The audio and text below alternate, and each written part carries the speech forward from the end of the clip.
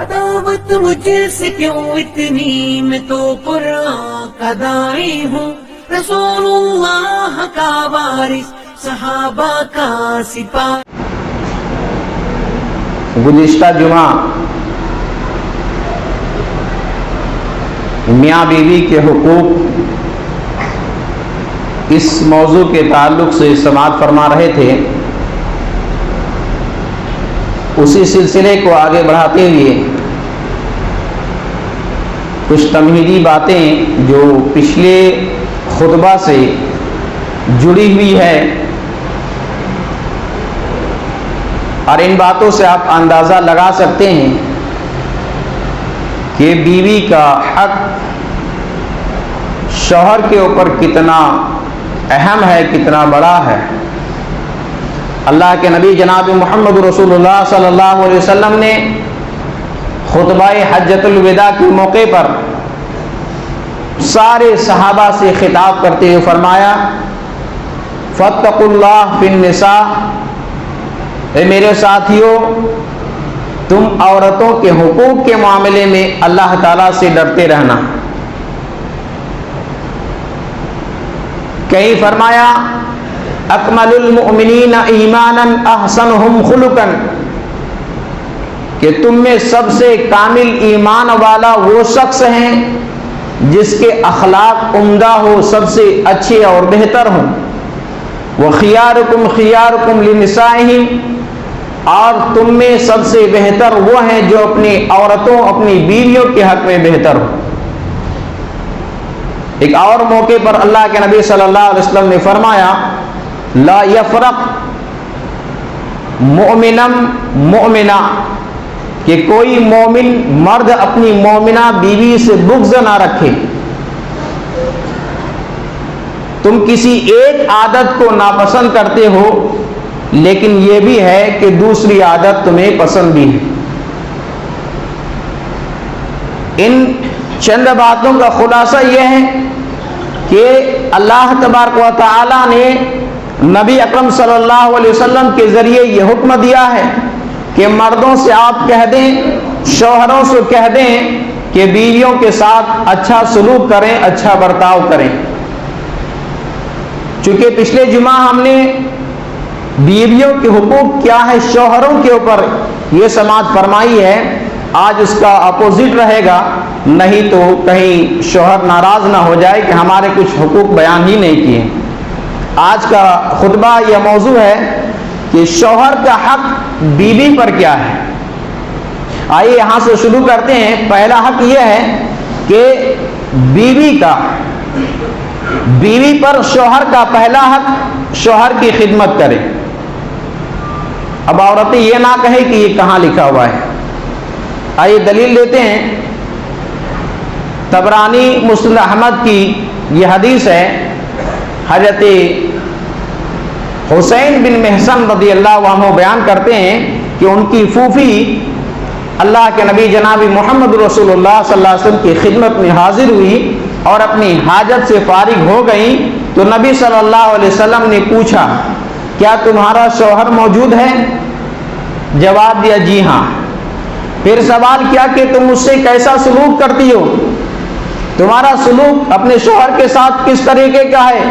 وہ جواب دیتی ہیں کہ میں ہر طرح سے اپنے شوہر کی خدمت کرتی ہوں، الا ما آلوہ، ہر طرح سے میں اپنے شوہر کی خدمت کرتی ہوں، الا ما عجزت عنہ، سوائے اس کے میں عاجز آ جاؤں، تھک جاؤں۔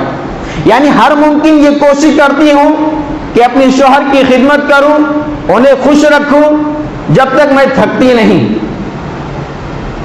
یہ جملہ سننے کے بعد امام کائنات جناب محمد رسول اللہ صلی اللہ علیہ وسلم نے فرمایا، فانظری این انت منہ، سنو اپنے شوہر کے ساتھ کیسا سلوک کرتی ہو، نظر ثانی کر لینا، ایک بار اور نظر دوڑا لینا، اور ہاں یہ یاد رکھنا، فإنما ہوا جنتک ونارک، شوہر تمہاری جنت بھی ہے اور جہنم بھی ہے۔ اللہ اکبر۔ شوہروں کا اتنا بڑا حق ہے، حدیث کا مفہوم بالکل واضح ہے کہ بیوی اگر شوہر کی خدمت گزار ہے اس کی وجہ سے جنت میں داخل ہوگی، اور اگر شوہر کی خدمت گزار نہیں ہے تو اس کی وجہ سے وہ جہنم میں جائے گی۔ اس دور کے خواتین کو، اس امت کے اولین مسلمان خواتین سے سبق لینا چاہیے۔ اس ٹائم کی عورتوں کو، اس امت کے اولین مسلمان خواتین کے نقش قدم پر چلنا چاہیے، جو اپنے شوہروں کی خدمت کیا کرتی تھی اور خدمت کے تعلق سے کبھی بھی جی نہیں چراتی تھی۔ حضرت فاطمہ رضی اللہ عنہا کا نام کس نے نہیں سنا ہوگا؟ نبی صلی اللہ علیہ وسلم کی لخت جگر تھی، آپ کو جنت کی عورتوں کی سردار کی بشارت سنائی گئی۔ وہ فاطمہ اپنے شوہر حضرت علی رضی اللہ عنہ کی خدمت کرتی تھی۔ گھر کے کام اور کاج میں محنت اور مشقت کا یہ عالم ہوا کرتا تھا کہ خدیجہ حضرت فاطمہ رضی اللہ عنہا خود بیان کرتی ہے کہ میں چکی پیستے پیستے ہاتھوں پر چھالے پڑ جاتے تھے۔ مجھے معلوم ہوا کہ میرے ابو جان کے پاس کچھ قیدی آئے ہیں، تو قیدی لینے کے لیے میں آپ کے گھر گیا، آپ گھر پہ موجود نہیں تھے۔ اما عائشہ رضی اللہ عنہا نے پوچھا بیٹی کیسے آنا ہوا ہے؟ میں نے آنے کا مقصد بیان کر کے گھر واپس آ گئی۔ جب اللہ کے نبی صلی اللہ علیہ وسلم گھر میں آئے، اما عائشہ رضی اللہ عنہا نے فاطمہ رضی اللہ عنہا کے آنے کا مقصد غرض و غایت بیان کی۔ اللہ کے نبی صلی اللہ علیہ وسلم کی محبت دیکھیے، رات کا ٹائم تھا، اسی وقت اپنی بیٹی کے گھر گئے، اور گھر جانے کے بعد جبکہ وہ دونوں حضرت علی رضی اللہ عنہ کہتے ہیں کہ ہم لوگ بستروں پر جا چکے تھے، اللہ کے نبی صلی اللہ علیہ وسلم جاتے ہیں، دونوں کے بیچ میں بیٹھ جاتے ہیں اور فرماتے ہیں کہ تم دونوں نے جو سوال کیا ہے کیا میں اس سے بہتر چیز نہ بتا دوں؟ اور وہ بہتر چیز یہ ہے کہ جب تم اپنی بستر پر جاؤ تو 34 مرتبہ اللہ اکبر پڑھ لیا کرو، 33 مرتبہ الحمدللہ اور 33 مرتبہ سبحان اللہ پڑھ لیا کرو۔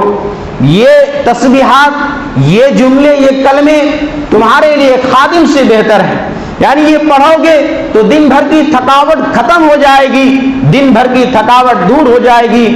آج اس نسخے کو ان لوگوں کو جو درد سے کراہتے ہیں اپنانا چاہیے، اس پر عمل کرنا چاہیے، سوتے ٹائم ان تسبیحات کا اہتمام کرنا چاہیے۔ اسی طرح حضرت آسمہ بنت ابی بکر رضی اللہ عنہا وہ خود بیان کرتی ہے کہ زبیر رضی اللہ عنہ سے میری شادی اس وقت ہوئی جب اس کے پاس کوئی جائیداد تھی نہ غلام تھا، بس ایک اونٹ اور ایک گھوڑا تھا، میں گھوڑے کا خود گھاس اور چارہ ڈالا کرتی تھی، اونٹ سے پانی لاد کر لایا کرتی تھی۔ یہ کون بیان کرتی ہے؟ ابو بکر صدیق رضی اللہ عنہ کی بیٹی عائشہ رضی اللہ عنہا کی بڑی بہن حضرت آسمہ بنت ابی بکر رضی اللہ عنہ۔ میرے محترم خواتین، یہ دونوں خواتین ظاہر سے بات ہے اپنے زمانے کے تمام خواتین میں بہترین خواتین میں ان کا شمار ہوتا تھا۔ یہ بہترین خواتین ہوتی تھی، لیکن اس کے باوجود گھر کے کام میں، شوہروں کے کام میں محنت کرتی تھی، شوہر کی خدمت کیا کرتی تھی۔ لہذا اس دور کی خواتین چاہے وہ کتنے مالدار گھرانے کی کیوں نہ ہو، چاہے وہ کتنے بہترین گھرانے کی کیوں نہ ہو، انہیں اس امت کے اولین خواتین سے سبق لینا چاہیے اور اپنے شوہروں کی خدمت گزاری کرنی چاہیے۔ پہلا حق بیوی پر شوہر کا حق ہے کہ خدمت کرے۔ آئیے آگے بڑھتے ہیں، دوسرا حق کیا ہے؟ دوسرا حق یہ ہے کہ شوہر کی فرمانبرداری کرے، شوہر کی نافرمانی نہ کرے، شوہر کی بات کو مانے۔ آج حالات بڑا الٹا ہے، شوہر کچھ کہے اور اس کے موافق کچھ کام نہ ہوا ہو تو منہ بگاڑ کے ایسے جواب دیتی کہ بیان نہ کیا جائے، جبکہ یہ بیوی پر شوہر کا حق ہے کہ شوہر کی بات مانے۔ اللہ کے نبی جناب محمد رسول اللہ صلی اللہ علیہ وسلم نے ایک حدیث کے اندر جنتی عورتوں کی پہچان اور علامت بیان کی ہے۔ آپ نے فرمایا اذا صلت المرأة خمسہ وصامت شہرها وحفظت فروجها وأطاعت بالها۔ اللہ کے نبی صلی اللہ علیہ وسلم فرماتے ہیں کہ جب ایک عورت دن بھر میں 5 ٹائم کی نماز کا اہتمام کرے گی، رمضان کا روزہ رکھے گی، اپنے شرمگاہ کی حفاظت کرے گی اور اپنے شوہر کی بات مانے گی، ان کی تابعداری کرے گی، اللہ کے نبی صلی اللہ علیہ وسلم فرماتے ہیں وقیل ادخل الجنۃ من ای ابواب الجنہ شئت، اس عورت سے قیامت کے دن یہ کہا جائے گا کہ جنت کے جس دروازے سے چاہو داخل ہو جاؤ۔ اللہ اکبر۔ یہ عورتوں کی فضیلت ہے جو شوہر کی اطاعت گزار ہیں، شوہروں کی بات مانتی ہے۔ ایک دوسری حدیث کے اندر اللہ کے نبی صلی اللہ علیہ وسلم سے سوال کیا گیا کہ ای النساء خیر، عورتوں میں سب سے بہتر افضل عورت کون سی ہے؟ اللہ کے نبی صلی اللہ علیہ وسلم نے فرمایا التی تسرہ اذا نظر، بہتر افضل عورت وہ ہے جب اس کا شوہر دیکھے تو خوش کر دے، جب شوہر دیکھے تو خوش کر دے۔ شوہر کیسے خوش ہوگا؟ باہر سے آنے کے بعد ابھی ایک گلاس پانی نہیں ملتا ہے کہ بہن اور ماں کی شکایات شروع ہو جاتی ہے، ارے آپ کی ماں نے تو یہ کہی ہے، بہن نے تو یہ کہی ہے۔ پورے شوہر نہ جانے باہر سے، دکان سے، اپنے کاروبار سے، کن کن لوگوں سے اور کس مزاج سے مل کر کے آ رہا ہے، انہیں کوئی پرواہ نہیں ہے، آ کر کے شکایت۔ بعض خواتین کا بڑا ہی برا حال ہے، دن بھر کی کہانی سنانے لگتے ہیں۔ اب شوہر کیسے خوش ہوگا؟ وہ شوہر کیسے خوش ہوگا جس کی عورت شوہر کے آنے کے ٹائم معلوم ہونے کے بعد بھی اپنے شوہر کے لیے تیار نہ ہوتی ہو، اپنے شوہر کے لیے سجتی اور سمرتی نہ ہو، وہ شوہر کیسے خوش ہوگا؟ شوہر خوش ہونے کا مطلب یہ ہے کہ جب شوہر کے آنے کا ٹائم ہو اس سے پہلے بیوی تیار رہے، بیوی زیب و زینت اختیار کرے، بیوی اپنے اچھا کپڑا پہنے، لیکن نہیں، کپڑا کب پہنے گی؟ کپڑا کب پہنے گی؟ سجے گی کب؟ زیب و زینات کب اختیار کرے گی؟ لالی لپسٹک کب لگائے گی؟ جب کہیں گھر سے باہر جانا ہونا تو یہ چاہیے کہ آپ اپنے شوہر کے لیے جتنا چاہیں کریم لگائیں، جتنا چاہیں سجے سوریں، لیکن نہیں، گھر میں چڑیل کی طرح رہے گی تو شوہر کیسے خوش ہوگا؟ وہ گھر کیسے جہنم کدا نہیں بنے گا جس گھر کے اندر عورت اپنے شوہر کے لیے نہ سجے نہ سورے۔ حالات بڑا ہی برا ہے عورتوں کا اس معاملے میں۔ میں سب عورتوں کی بات نہیں کر رہا ہوں، لیکن جو ہے اس کے لیے تو ہے ہی۔ اس لیے گھر سے باہر جانے کے بعد آپ دیکھتے ہیں کہ عام حالتوں میں عورتیں نقاب پہن کے نکلتی ہے، کہیں میت میں جانا ہو تو دو برقع پہن کر کے، یعنی اندر اچھے کپڑے اور اس کے بعد بھی اچھا برقع پہن کر کے نکلے، لیکن جب کہیں دعوت پہ جانا ہو مت پوچھیے۔ اس سے میں تو کہوں گا کہ عورت جتنا قصوروار ہے اس سے زیادہ اس کے سرپرست قصوروار ہے۔ آپ گھر سے بلا نقاب کے، بلا حجاب کے نکلنے کیوں دیتے ہیں؟ اس کے مجرم میں اور جرم میں آپ بھی شامل ہیں، آپ بھی شامل ہیں۔ اللہ کے نبی صلی اللہ علیہ وسلم نے سوال کیا گیا کہ بہتر عورت کون ہے؟ آپ نے جواب دیا کہ شوہر دیکھے تو خوش کر دیں۔ وَإِذَا تُطِيعُهُ إِذَا أَمَرَ، اور جب شوہر کوئی حکم دے تو اس کی اطاعت کرے، اس کی بات مانے، یہ نہیں کہ منہ بگاڑ کر کے کہے۔ یہ بہترین عورت کی علامت پہچان ہے۔ تو شوہر کی فرمانبرداری کرنا یہ بیوی پر حق ہے۔ تیسرا حق یہ ہے کہ شوہر گھر میں موجود ہو تو شوہر کی اجازت کے بغیر بیوی نفلی روزہ نہیں رکھے گی۔ شوہر گھر میں موجود ہے تو اس کی اجازت کے بغیر نفلی روزہ نہیں رکھے گی۔ آپ اس بات سے سمجھ سکتے ہیں کہ بیوی پر شوہر کا کتنا بڑا حق ہے۔ اللہ کے نبی صلی اللہ علیہ وسلم فرماتے ہیں لا یحل للمرأة ان تصوم وزوجها شاہد الا باذنہ، کسی عورت کے لیے حلال نہیں ہے کہ شوہر کے گھر میں موجود ہونے کے بعد اس کی اجازت کے بغیر نفلی روزہ رکھے۔ فرض روزے کی بات نہیں ہے، نفلی روزے کی بات ہے۔ فرض روزہ تو ہر ایک کو رکھنا ہی ہے۔ تو اللہ کے نبی صلی اللہ علیہ وسلم نے فرمایا کسی عورت کے لیے یہ حلال اور جائز نہیں ہے کہ شوہر کی اجازت کے بغیر نفلی روزہ رکھے۔ شوہر موجود ہے تو اس سے اجازت لے لی جائے۔ اسی طرح چوتھا حق یہ ہے، بیوی پر شوہر کا چوتھا حق یہ ہے کہ شوہر جسے ناپسند کرتا ہو، شوہر جسے ناپسند کرتا ہو، شوہر کے گھر میں ایسوں کو آنے نہ دے، شوہر کے گھر میں ایسوں کو آنے نہ دے، شوہر جسے ناپسند کرتا ہو، یا شوہر کی اجازت کے بغیر اپنے گھر میں کسی کو آنے نہ دے۔ اللہ کے نبی صلی اللہ علیہ وسلم کی ایک لمبی حدیث ہے، اس کے اندر ایک ٹکڑا ہے کہ وَلَا تَعَزَّنَا فِي بَيْتِهِ إِلَّا بِإِذْنِهِ، کہ کسی کو شوہر کی اجازت کے بغیر گھر میں آنے نہ دیا جائے۔ یہ بیوی پر شوہر کا حق ہے۔ اسی طرح بیوی پر شوہر کا حق یہ بھی ہے کہ شوہر کی مال، زمین جائیداد، گھر کی دیکھ ریکھ کرے، حفاظت کرے۔ یہ نہیں کہ شوہر باہر گیا ہوا ہے، اب جتنا جی چاہے اس کے مال سے اڑائے، ایسا نہیں ہونا چاہیے۔ اللہ کے نبی صلی اللہ علیہ وسلم فرماتے ہیں لا تنفق المرأة شيئا في بيت زوجها الا باذن زوجها۔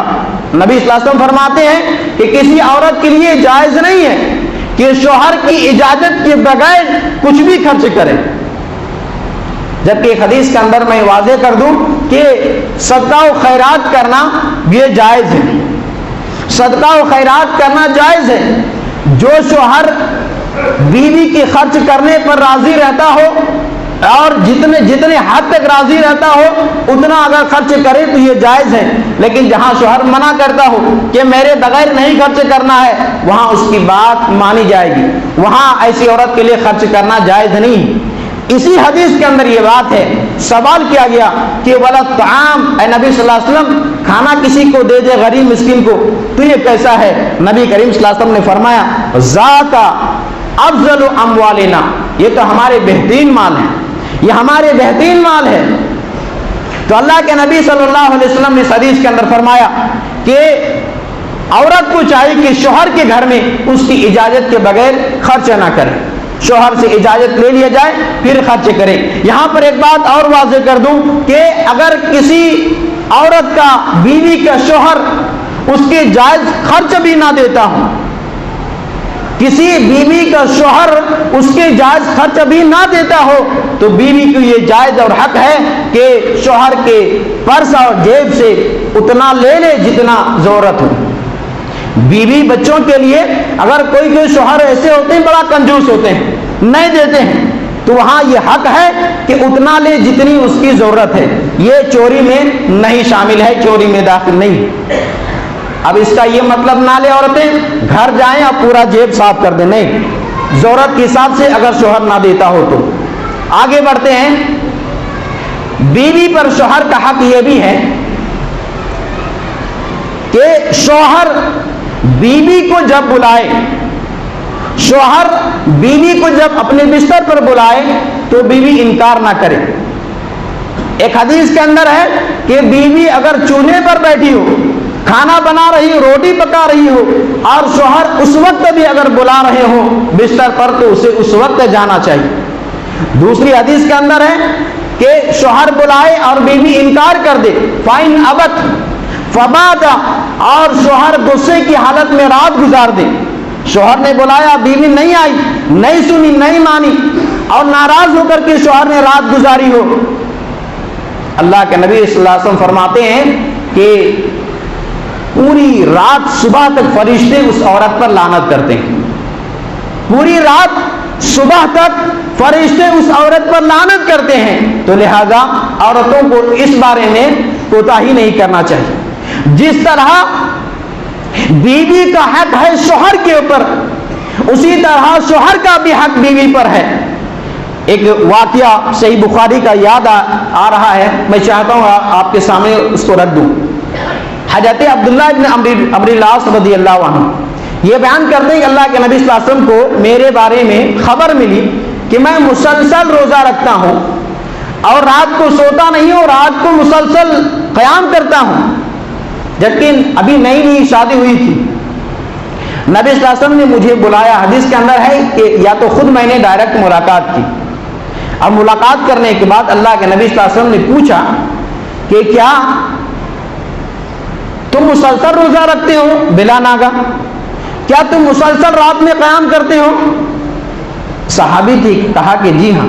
آپ نے فرمایا کہ نم وقم، تم سو بھی جاؤ اور رات میں قیام بھی کرو، تم سو اور رات میں اٹھ کر کے تہجد بھی پڑھو، تم روزہ رکھو اور افطار بھی کرو، یعنی کبھی رکھو کبھی نہیں رکھو، کبھی رکھو کبھی نہیں رکھو۔ اس کے بعد اللہ کے نبی صلی اللہ علیہ وسلم فرماتے ہیں اس لیے کہ تمہارے اوپر تمہاری آنکھ کا بھی حق ہے، تمہارے اوپر تمہارے جسم کا حق ہے، اور تمہارے اوپر تمہاری بیوی کا حق ہے۔ تو بیوی کا حق ہے کہ شوہر اس کے حق کو پورا کرے، اور شوہر کا حق ہے کہ بیوی اس کے حق کو پورا کرے، دونوں ایک دوسرے کے حقوق کو پورا کرے۔ کیونکہ جب شوہر نے بیوی کو اپنایا اور بیوی تیار ہوئی تو اللہ کے کلمے کی وجہ سے تیار ہوئی، اور اللہ کے کلمے کی وجہ سے وہ حلال ہوئی۔ اس لیے دونوں کو اللہ کے کلمہ نکاح کے وقت جو عہد و معاہدہ لیا جاتا ہے یاد رکھنا چاہیے۔ آگے بڑھیے۔ اور اسی طرح بیوی پر شوہر کا ایک حق یہ بھی ہے کہ بیوی اپنے شوہر خاوند کے شکر گزار بنے، ناشکری نہ کرے۔ ناشکری کرنا حرام ہے بلکہ بہت بڑا گناہ ہے۔ ایک حدیث کے اندر اللہ کے نبی صلی اللہ علیہ وسلم نے فرمایا، اور حجۃ الوداع کے موقع پر آپ نے یہ حدیث بیان کی، فرمایا کہ میں نے جہنم میں اکثر عورتوں کو دیکھا ہے، اس کی وجہ بیان کی اس لیے کہ یہ اپنے شوہروں کی ناشکری کرتی ہے، احسان کو بھلا دیتی ہے، احسان جو کرتے ہیں وہ نہیں مانتی ہے۔ پھر اللہ کے نبی صلی اللہ علیہ وسلم فرماتے ہیں کہ تم میں کا کوئی کسی عورت بیوی کے ساتھ زندگی بھر احسان کرتے رہو، لیکن اگر ایک دن بھی اس کے موافق کوئی کام نہ ہو، اس کی بات تم نہ مانو، تو دیکھو پھر تمہارے سارے احسان، سارے حسن و سلوک، سارے خیر، سارے حقوق سب بھلا دیتی ہے۔ یہ ناشکری بہت بڑا گناہ ہے، اور ناشکری ویسے ہی مرد ہو یا عورت ہو کسی کے لیے جائز نہیں ہے، کسی کے لیے یہ جائز اور حلال نہیں ہے کہ ناشکری کرے۔ ناشکری کرنا کافروں کی علامت ہے۔ اس لیے بیوی پر حق ہے کہ ہر حال میں شوہر کا خدمت گزار بنے، شوہر کا شکر گزار بنے۔ جبکہ ایک حدیث کے اندر اللہ کے نبی صلی اللہ علیہ وسلم نے فرمایا کہ کوئی عورت اس وقت تک اللہ کا حق ادا نہیں کر سکتی ہے جب تک کہ وہ شوہر کا حق ادا نہ کرے، جب تک کہ وہ شوہر کا حق ادا نہ کرے۔ تو اس حدیث سے بھی معلوم ہوا کہ بیوی پر شوہر کا کتنا بڑا حق ہے، بیوی کے اوپر شوہر کا کتنا بڑا حق ہے۔ لہذا میرے بھائیوں، ان چند باتوں کے ساتھ میں اپنی بات کو ختم کرتا ہوں، اور ان تمام باتوں جو پچھلے جمعہ آپ کے سامنے بیان کیا گیا ہے اور آج جو کچھ بیان ہوا ہے، صرف اس لیے تاکہ معلوم ہو کہ بیوی کا حق شوہر پر کیا ہے، شوہر کا حق بیوی پر کیا ہے، اور معلوم ہونے کے بعد پھر اپنے اپنے حقوق کو اپنے اپنے دائرے میں رہتے ہوئے ادا کریں، کسی پر زیادتی نہ کریں، کسی پر ظلم نہ کریں، کسی کو ٹھیس اور تکلیف نہ پہنچائیں۔ یہ کسی اعتبار سے جائز اور حلال نہیں ہے۔ آج اکثر جو لڑائی جھگڑے ہیں، گھر میں جو بگاڑ ہے، میاں بیوی میں جو جھگڑے اور طلاق کا معاملہ آتا ہے، اس کی وجہ یہی ہے کہ نہ بیوی کو پتا ہے کہ اس کا حق کیا ہے، نہ شوہر کو معلوم ہے کہ اس کا حق کیا ہے۔ اس لیے کہیں کہیں گھرانے میں دیکھتے ہوں گے بات بات پر پہلے مرحلے میں ڈنڈا اٹھاتے ہیں۔ شوہر کو اتنا بھی اختیار نہیں دیا کہ پہلے فرصت میں آپ ڈنڈا اٹھاؤ بات بات پر، نہیں۔ ایک آیت کی روشنی کے مطابق اگر بیوی کو آپ سارے حقوق ادا کر رہے ہیں اور وہ نافرمانی کر رہی ہے، آپ کی بات نہیں مان رہی ہے، اللہ نے فرمایا کہ تم انہیں پیار سے سمجھاؤ، پیار سے سمجھاؤ۔ اگر اس میں بات نہیں بنتی ہے تو اللہ تعالیٰ نے فرمایا کہ بستر کو الگ کر دو۔ یہ بستر الگ کرنا ایک عقل مند عورت کے لیے بہت بڑی تنبیہ کی بات ہے۔ تیسرے مرحلے پر فرمایا وَاضْرِبُوهُنَّ، تم ہلکی سی مار مارو۔ مار مارنے کی کنڈیشن بھی ہے کہ نازک جگہ پر نہ مارا جائے، اتنا نہ مارا جائے کہ ہڈی پسلی توڑ دیا جائے، نہیں، ہلکی پھلکی مار مارا جائے۔ تو مارنے کا جو سوال ہے آخری مرحلے پر ہے، یہاں مرد اس کو پہلے مرحلے پر لاتے ہیں، لہذا یہ طریقہ بھی ٹھیک نہیں ہے۔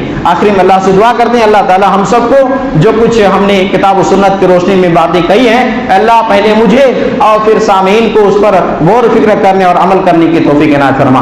العالمین جو ہم میں سے پریشان ہے اللہ ان کی پریشانی کو دور فرما، اللہ جو بیمار ہے اللہ ان کی بیماری کو دور فرما، انہیں شفاء کاملہ عاجلہ عطا فرما، آمین یا رب العالمین۔